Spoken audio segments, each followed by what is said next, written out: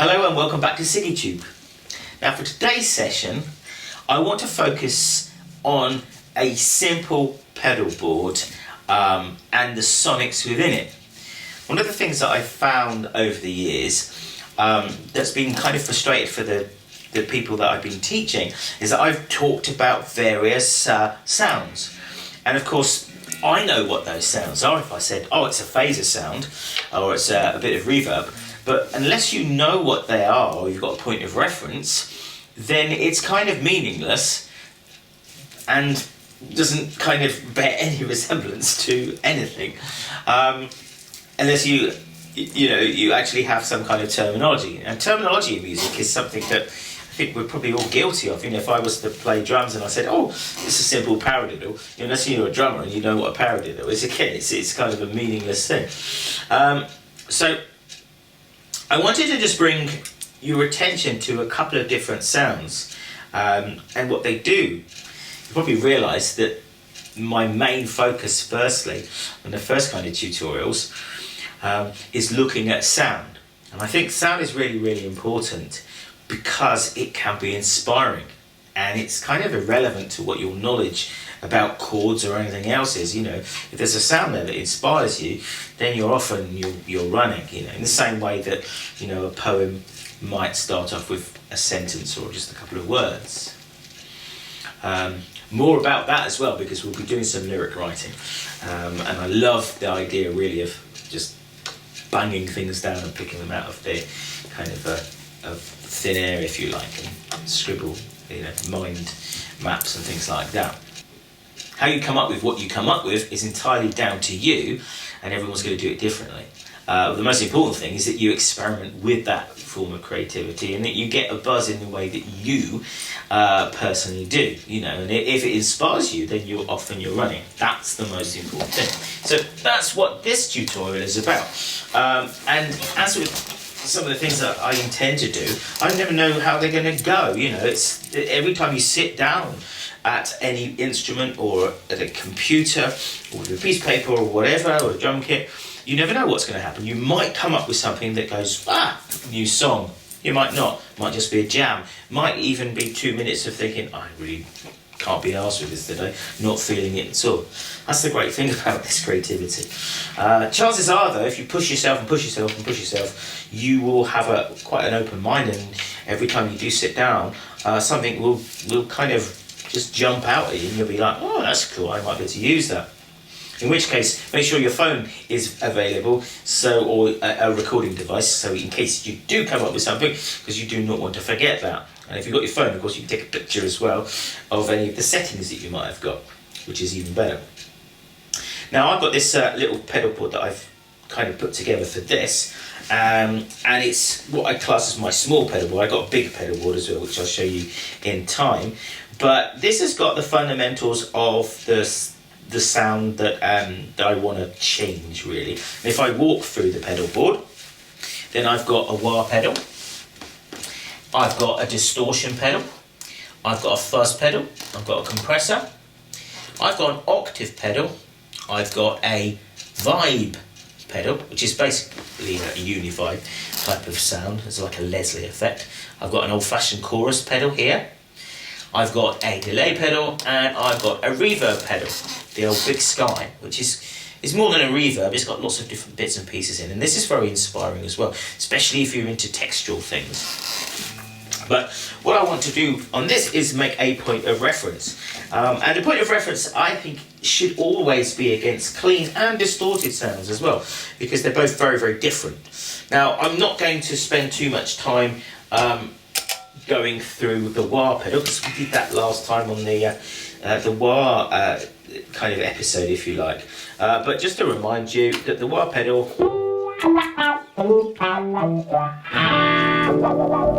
opens the filter, shuts the filter.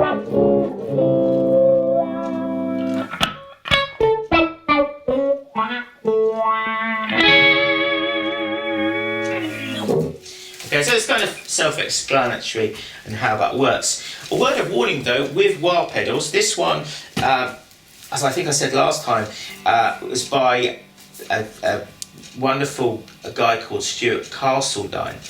and it's wah.co.uk was his website. I think he still makes them, but it's all true bypass, because if you buy a normal wah pedal, it's not true bypass. As soon as you start using the pedal, the sound dips a lot, so the volume dips. Whereas this one, it stays at the same volume. So that's just a word of warning. So any normal Dunlop pedals or non-bypassed ones, you will have a drop in volume slightly. Not that that's necessarily a problem, but you know, be aware of that. The compressor pedal, we kind of mentioned it when I first started talking about tone, but essentially this is my buzzy compressor, as you can hear. And of course it's even buzzier because I've got a single coil on, but it's going to give you that.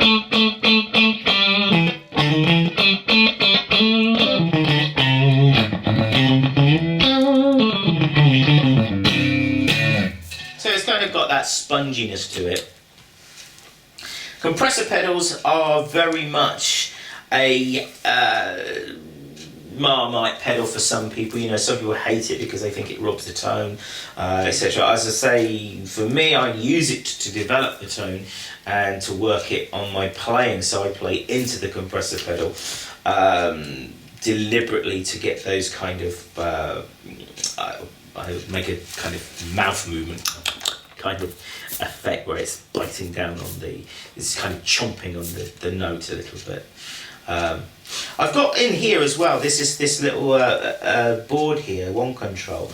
There are loads of different types of switches you can get.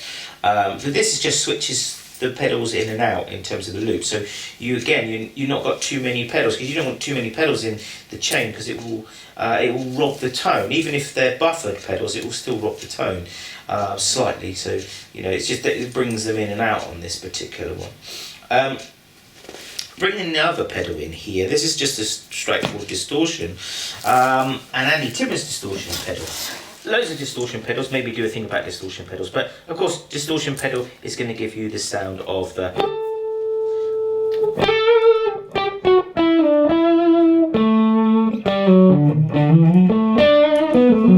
Now here that's just biting. See, that's quite a nice sound there. That's just biting the distortion very, very slightly on the in-between sound. It's lovely. Let's increase it.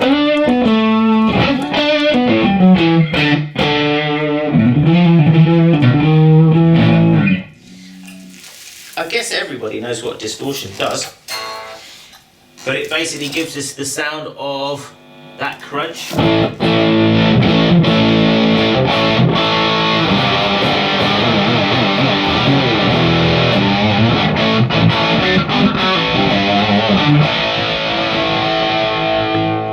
Dial it back a bit.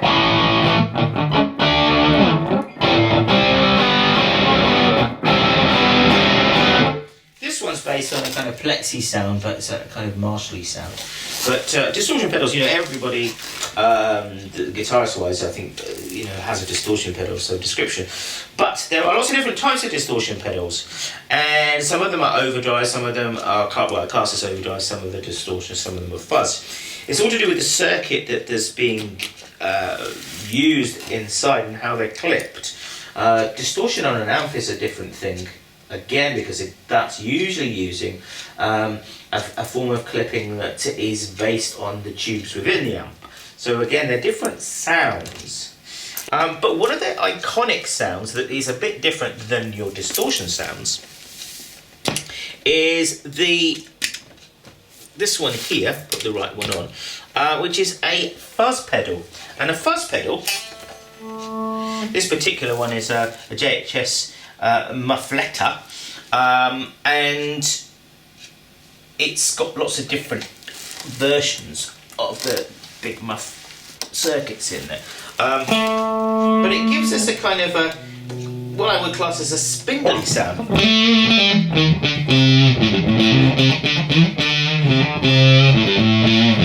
Which is, you know, it's like that bee in a jar almost.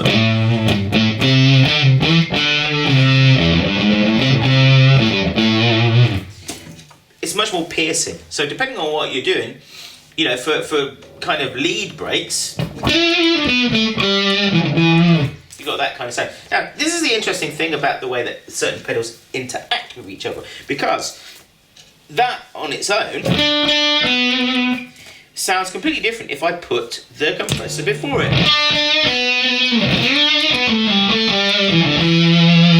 Compressor off.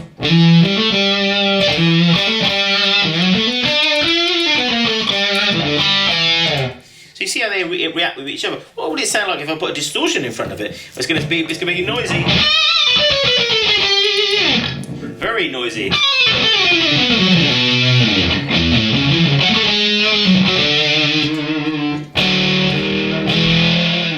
So again, quite inspiring for certain things.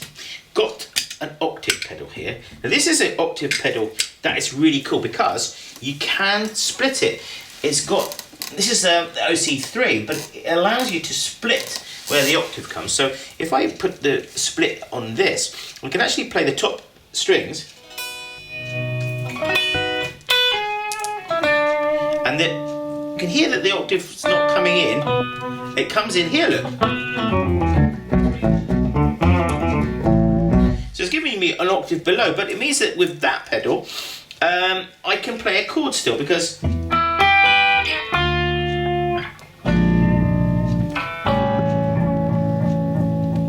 now that's quite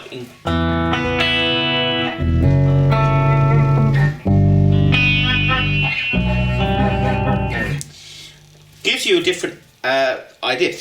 Octave pedals are great though if you're playing distortion things as well. Let's put it into the normal octave mode where it doesn't actually give you the top. So this is going to give you this octave across. I'm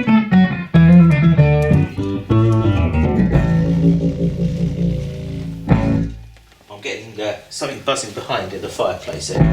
The picture frame. Shows you how much bass is actually happening because the picture frame is wobbling. As soon as I add that distortion channel on there,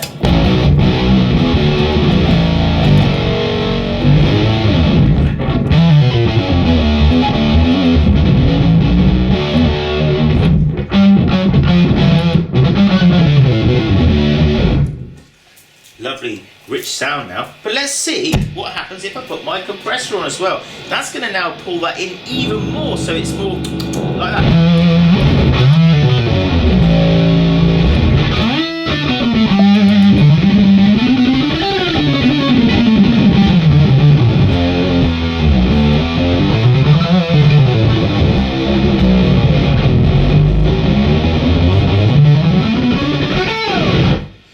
I love compressor pedals because they can just tighten everything in big time. So when you've got something like that, that's really just easier to play, and it makes the definition better.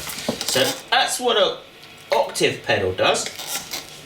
Vibe pedal here. This is this kind of Jimi Hendrixy sound, and put the right one on. This gives you a lovely kind of swirl. Switch my distortion off. The swirls are different, depending again.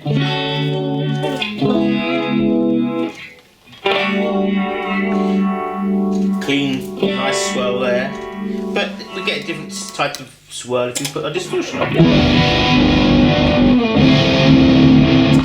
Much more soupy. Let's switch that one off.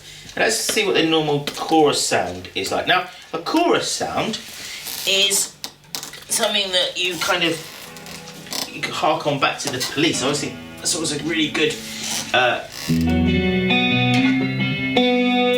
Andy Summer on the Police used to use chorus a lot and things. But it's that shimmy sound. Now that's a sound that I always assume people are going to know what it is, but they don't. It broadens it up. Now that chorus is a mono chorus, so you can get some that are in stereo. Gives you a completely different kind of chorus because it's based upon two speakers and it's a big wide sound. But this is a kind of a mellow sound. Now, I'll give you a bit of the compressor in there too, look, and that's where again the chorus sound comes alive.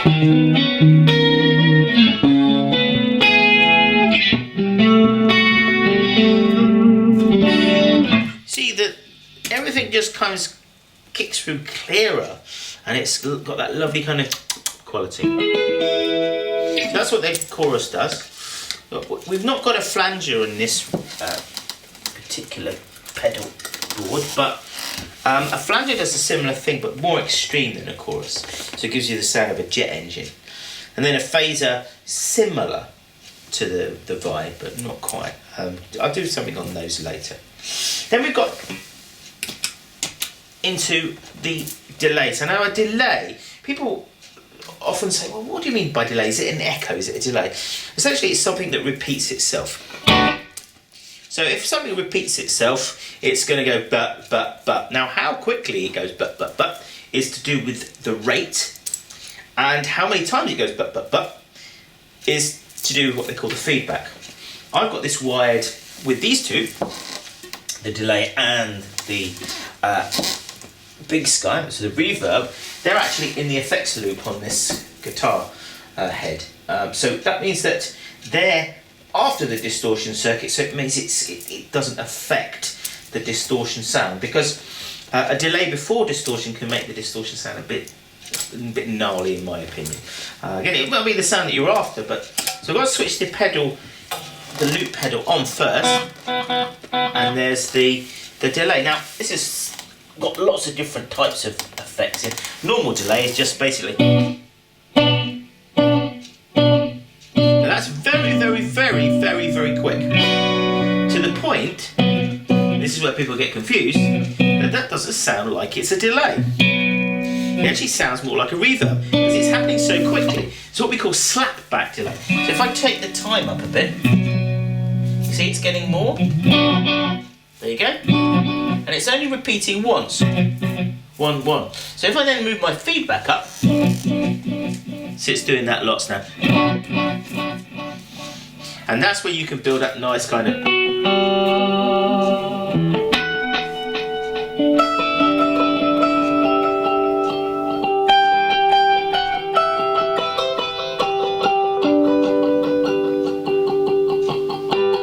The thing about delays is that you can be aware of where the delay hits, and you can really do some really nice percussive types of elements and rhythmic patterns.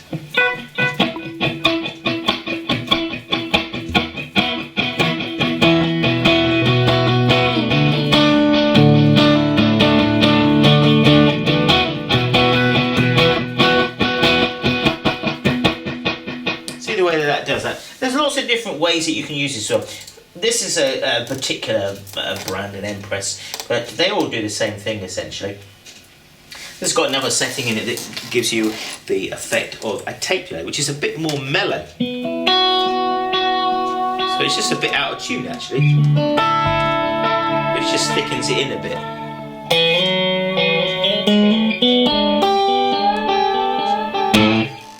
Which could be something you're after, or it might be something that you're not after. Take the feedback down a bit on that. So a delay is to repeat part of that sound. If you do it quickly, it sounds like a slapback, which sounds like reverb. So if that's a delay, an echo, same thing, then what is a reverb? It's the sound basically of something in a room. But the type of room depends on what it's going to do. If it's a small room,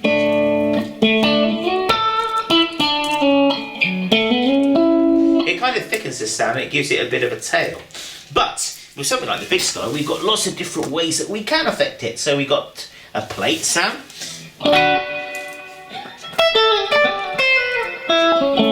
Plate reverb is actually a mechanical device, so where there was a big sheet. You can still get them, but they were really in between technologies where a sheet was placed on the wall, and a little speaker was on one side, and a little mic was at different points within it and picked up the vibration, and it makes it sound as though it's in a room. It's an artificial way, basically making it ride across the plate, but it's a kind of cool sound because it doesn't get in the way. Great for vocals as well, plate sound.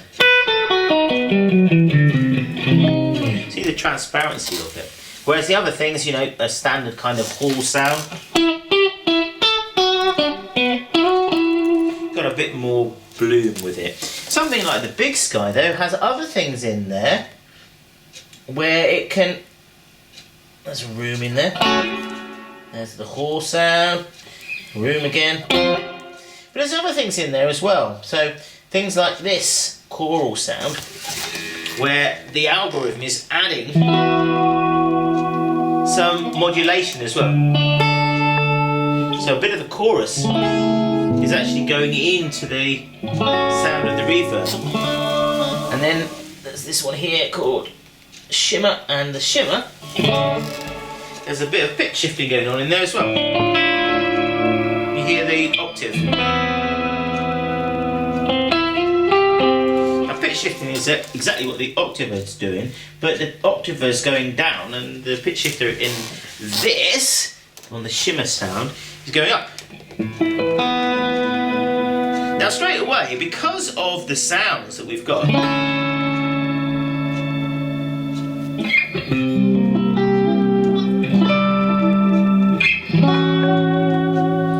it inspires you, you know.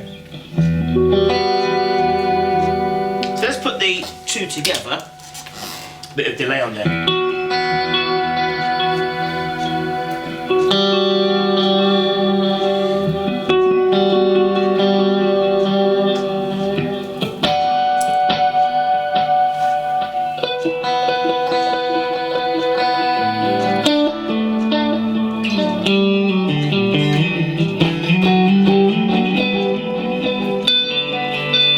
See what happens if I were to put the bottom end in there as well.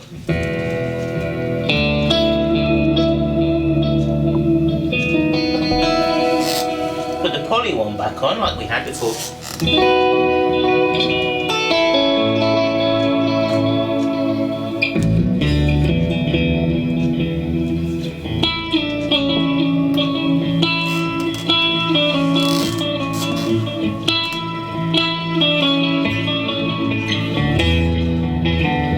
So okay, here's that now.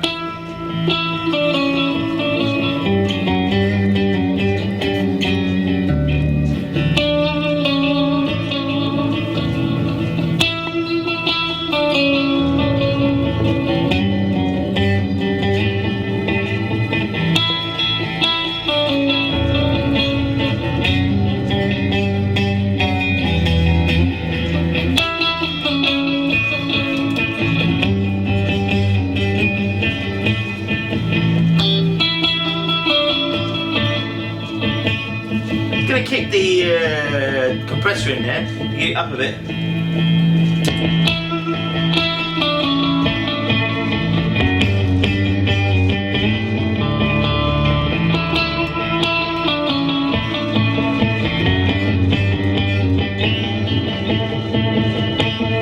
Put the much better in.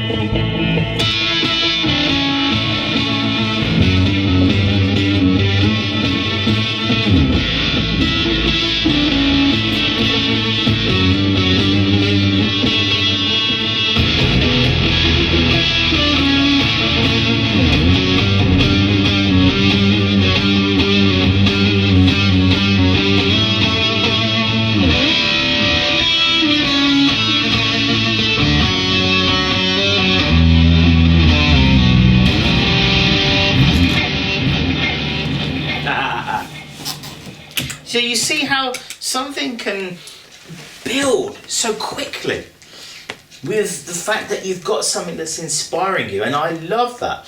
Whether or not it's something that gets used or whether it's just you jamming or whatever, it's the fact that there are different possibilities coming on, and that is what I am a total advocate of, in throwing the rules out of the window and going, you know what, we're just going to make a noise, we're going to make a sound, see what sticks. If we like it, we like it. If we don't, we don't.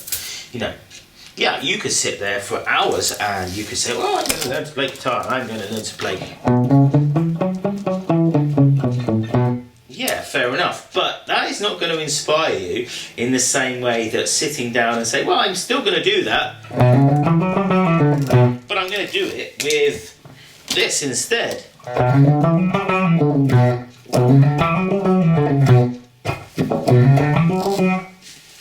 wah pedal.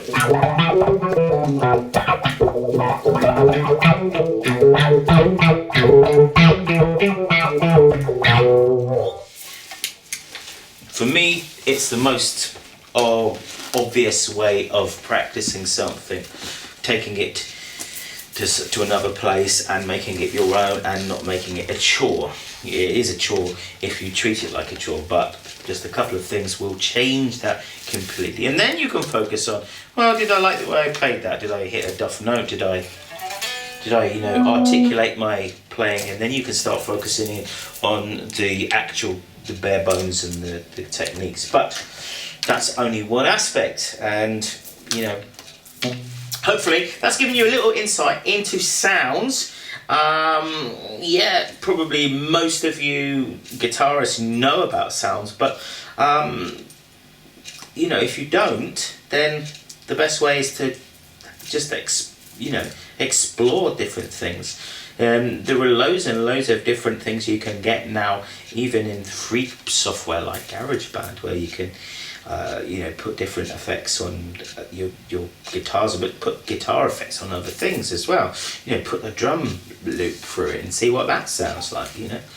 There's loads and loads of creative possibilities if you just start thinking about them in a different way, and start using them in your music, in your creation of something. I will do something about sampling later on, because I love sampling and the fact that you can take these sounds and then make them into something completely different. Yep, we're looking at the guitar, but why does a guitarist have to use the guitar to make the sounds? It can be all part and parcel of a bigger picture, which is creating something that's different and new and exciting, and that isn't the same as everybody else. We're not living in the 1970s anymore, where everyone's just playing Leonard Skinner, Freebird for 20 minutes, and that was good at the time, but I think perhaps there's other ways to express yourself these days. Anyway, I hope that's been of use. See you next time around on Sicky Tube. Thanks for watching. Oh, and subscribe, because that's what you have to do on these things, isn't it? Ciao for now. Bye.